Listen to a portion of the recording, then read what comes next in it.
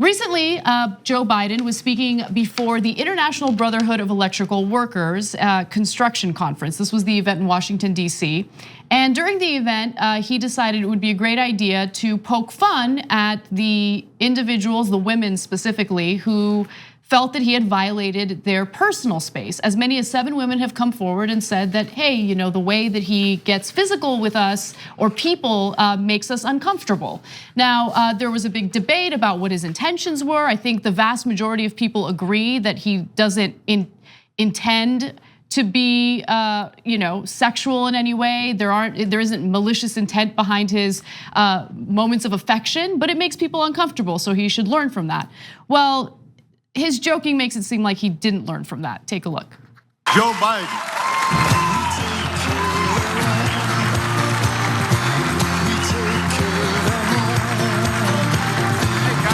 I just want you to know I had permission to hug Lonnie. We had permission.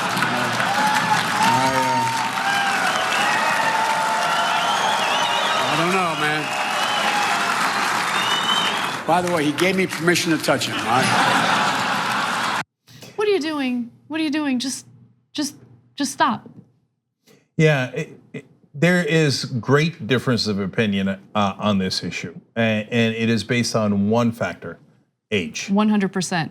So I said that on day 1 of coverage of this. Now we have polling to indicate that that is exactly the case. So younger voters under the age of 35. 31% of them say that it is disqualifying. He should not run for office because of the inappropriate touching. Whereas voters that are 65 and older, only 16% say that. So it is a 2-to-1 disparity. That is some indication. And I've now talked to a number of older Americans, if you will, and they say, I don't see anything wrong with it. I don't know what you guys are talking about. They're bewildered. They think that Joe Biden is being horribly maligned, and they're really shocked and chagrined by it. Okay. Whereas younger voters are like, what are you doing smelling a woman's hair and kissing her on the back of the head when you don't know her? Like, is there something wrong with you? So I've never seen a bigger disparity in reaction. Look, again, I get that there is a cultural divide depending on which generation you're from. I get that. But again, people are expected, regardless of how old they are, they're expected to evolve with cultural changes. And so regardless of what you think about his physical touch, can we at least respect the wishes of the individuals who don't want to be touched? Why is that so difficult to understand? They don't like it. They don't like having their personal space invaded. And so his initial video response on this, I thought was pretty good. And if he just left it there, I think we could all move on. But then he decided to make jokes about it here, minimizing how these women feel. And I thought that was completely unnecessary. Well, I mean, he was just exercising his white male straight privilege, which is what we often see. Listen, it's very hard to say that Joe Biden shouldn't run to be the president of the United States when the president of the United States said grab him by the, So the left holds people to a higher standard. And that is the great thing about being somebody who is more progressive in your thinking and has evolved, because I come from a culture where children are forced to hug people, and you shouldn't force children to hug people they don't want to hug. I don't think he should have doubled down on the joke, because I think that this is a learning opportunity. It's a teaching moment. And yes, you do have to evolve. And there was a time where, you could marry somebody, or you could bust somebody over the head with a rock, and we don't do that anymore. So we can't just stay there. But I do also think that these are the opportunities that we have where I think we gotta pull on a village. I think somebody needs to pull them to the side and say, this is an opportunity for you to learn, because we keep taking each other down, and they don't. They celebrate and they continue to pat each other on the back no matter how wrong they are. And there are some that are not down with every program, but one thing that they have is solidarity. And we just continue to take each other down. It's creepy to sniff somebody's hair. Totally. When you come from the hood, there's this thing called the 5 feet rule. I need this distance. And I just think that everybody could learn from giving people space. And it doesn't mean that you're a rapist, but it also means that it can mean that you're inappropriate. And there's a spectrum of inappropriate behavior that doesn't make you a rapist, but we still have to be able to say, keep your hands to yourself, bro. Yeah, it's all about respecting the wishes of other people, especially when it comes to physical touch, and not making fun of them for voicing their concerns about that. Like the way that he came off made it seem like he thinks it's some sort of joke, and it's not a joke. Some people, and if you don't mind that kind of physical touch, that's totally fine. But keep in mind, there are so many people, both men and women in this country, who have been victims of sexual misconduct.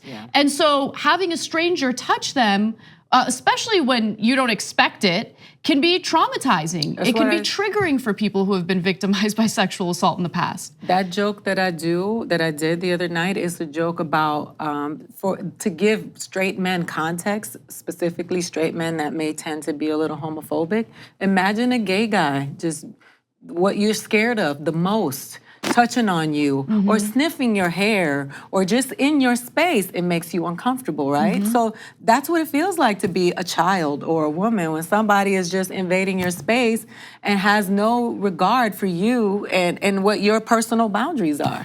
So I really am in the middle here, partly because I'm 49, so I'm kind of in the middle of all these ages. And I understand the older culture, and I think that what their natural, like they're doing a defense mechanism because they take it personally, like, wait a minute, I've hugged people, and are you saying I'm a, you know, and to what Ida was saying, like, are you calling me a sexual harasser or no one thinks it's sexual harassment, and no, but they don't get that. They really they think, because remember, there's also the Fox News of the world, and Tucker Carlson of all people came to Biden's defense, the other day, and he was like, oh, is he a rapist now or whatever? He said something along those lines. No, but nobody said that, right? But that's why they're feeling the way that they do. And in terms of the joke, I think actually the first joke, again, this is all, everybody's got their own opinions, and I don't think anybody's necessarily right or wrong because we're coming at it from different perspectives. Although often I think people are right or wrong, but maybe not in this case. I think that my sense of it was the first joke could have been okay because it was partly self-effacing. But when he did it twice, it seemed like he was rubbing it in, maybe, but that's because Biden can't help himself in a sense. But now he did put out a statement where he said, I'm not sorry for anything that I have ever done. I've never been disrespectful intentionally to a man or a woman. And so I think that part of the reason that he's saying that and doing the jokes is because a lot of people in the media had his back. They're in the older generation, and they're all love centrist establishment Democrats like Joe Biden. So the Mika Brzezinskis and the Whoopi Goldbergs and everybody else, they were like, all came out roaring, Joe is great, how dare anybody criticize him for this, it's no big deal. And I think that he felt like, wait, people are saying I shouldn't apologize. Like, so he's overreacting in both directions. He's a serial bungler. He's a serial bungler when it comes to these types of issues. And Trump said something about him, saying I don't need to go after him, or I don't need to destroy him. I don't remember the exact wording because he's gonna do it to himself. And then shortly thereafter, he did it to himself, right? Like, again, I wanna really emphasize the initial Twitter video that he put out was good. I think if he would have just left it there, then I think, especially with this rapid news cycle, people would just move on. In fact, let me go ahead and show you that video and explain why I thought this was a good statement. Over the years, knowing what I've been through, the things that I've faced, I've found that scores, if not hundreds of people have come up to me and reached out for solace and comfort, something, anything that may help them get through the tragedy they're going through. And so it's just who I am. And I've never thought of politics as cold and antiseptic. I've always thought about connecting with people. Like I said, shaking hands, hands on the shoulder, a hug, encouragement. And now it's all about taking selfies together. Social norms have begun to change, they've shifted, and the boundaries of protecting personal space have been reset. And I get it. I hear what they're saying. I understand it. And I'll be much more mindful. That's my responsibility. That was a great statement, right? That takes ownership, that of course touches on the cultural divide, but also says, I need to learn, I need to do better. I mean, that's what he's implying there. And so that was good, but again, I don't think that joking around about it after releasing that video is a good idea. And he did it without a prompter, so that's good. It's not like a fake PR statement read off a script, etc. So, but this is why we thought Biden wasn't. Look, I don't think it's the end of the world. I really don't. And like if he kept doing it, he kept going up and kissing women in the back of the head, then it'd be deeply problematic because people have told him they don't want it, then it would be intentional. But you know, I do want to say this because I would feel bad if I didn't. I'm a single mom and he was a single dad. One thing about me is I have the habit of hugging people. Like I hug you, I hug everybody. I hug children. And some kids look at me like this lady's touching me, you know, and I have to be conscious of that I can't just go around hugging on people. But I believe that that he is probably not being malicious. I just don't think he really understands the boundaries.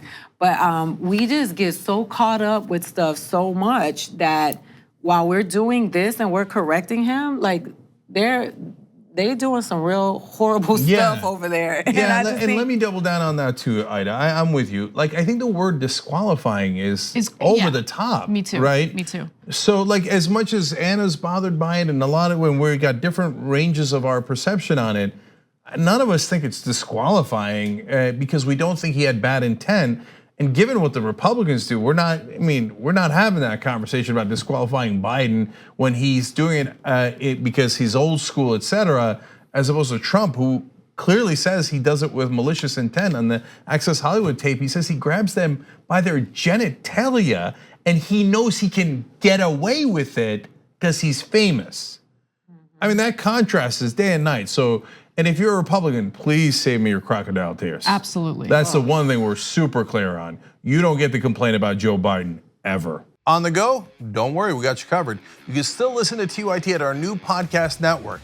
Find us on Apple Podcasts, the Google Play Store, or at tyt.com/podcast.